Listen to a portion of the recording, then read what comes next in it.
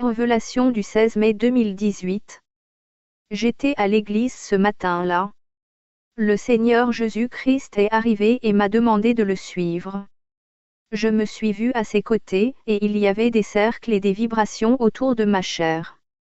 Il m'a dit, « Tu es préoccupée, Jocelyne. » Je lui ai répondu, « Non. C'est juste que... » Il reprit, « Tu es préoccupée par tellement de choses. Ça ouvre les portes au malin. Pourquoi ces préoccupations si je suis avec toi ?»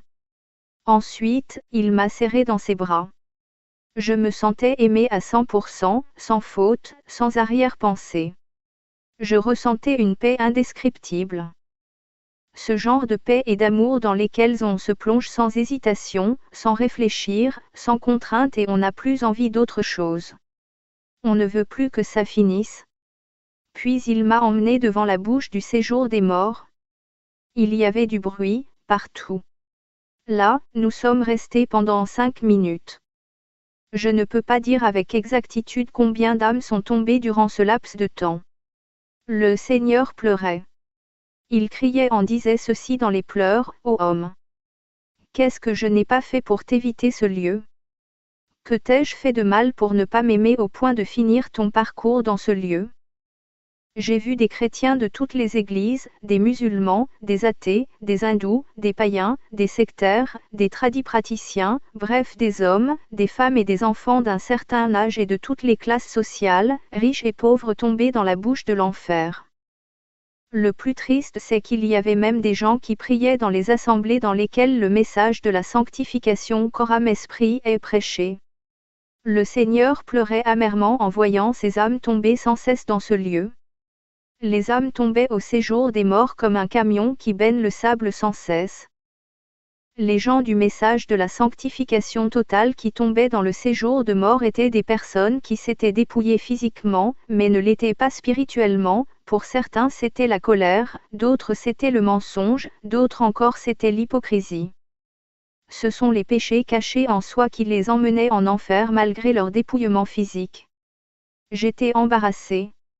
Je ne savais pas quoi faire entre toutes ces âmes qui pleuvaient sans cesse dans les flammes de l'enfer et le Seigneur qui pleurait. Il me prit et nous quittâmes ce lieu pour monter. Nous sommes arrivés au ciel. Là, le Seigneur m'a placé devant le portail du ciel. J'ai mis là plus de 30 minutes, aucune âme ne parvenait à rentrer. Je voyais des âmes venir au loin en direction du ciel. Mais elles avaient pour certaines de petites taches sur leurs robes, pour d'autres leurs robes étaient froissées, d'autres encore avaient de grosses taches sur leurs robes. Tout cela n'arrivait même pas au milieu de la piste qui mène au portail du ciel, un vent impétueux les dérobait comme un tourbillon et les jetait en enfer. C'était aussi la même chose avec ceux qui avaient les robes sales. Ceux qui étaient nus n'avaient même pas accès à la piste, ils étaient directement jetés en enfer. Pendant que j'étais là, j'ai vu 2 géants anges avec 2 ailes chacun, ils étaient vêtus de blanc et brillaient intensément comme de l'or pur. Ils venaient en direction du portail du ciel. L'un d'eux tenait un joli panier en or dans lequel il y avait un bébé nouveau-né, l'autre tenait un registre sur lequel était écrit en lettres d'or l'identité de l'enfant et en bas il y avait une inscription Mission interrompue. Sur un écran, il m'a été montré ce qui s'était passé. Ce bébé était né dans des conditions difficiles et les docteurs ont dû faire un choix entre sauver la mère ou l'enfant. Ils ont alors choisi de sauver la mère qui est restée inconsolable. C'était la femme d'un pasteur américain qui vit au sud-ouest du Dakota.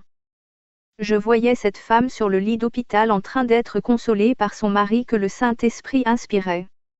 En même temps que le pasteur consolait sa femme, il était aussi réconforté parce que le Saint-Esprit l'inspirait sur ce qu'il devait dire en rapport avec la situation qu'il traversait.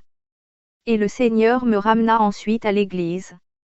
Contact, plus 241 04 04 57 93. 06 18 26 72, Paix et grâce, fait à Libreville. Gabon.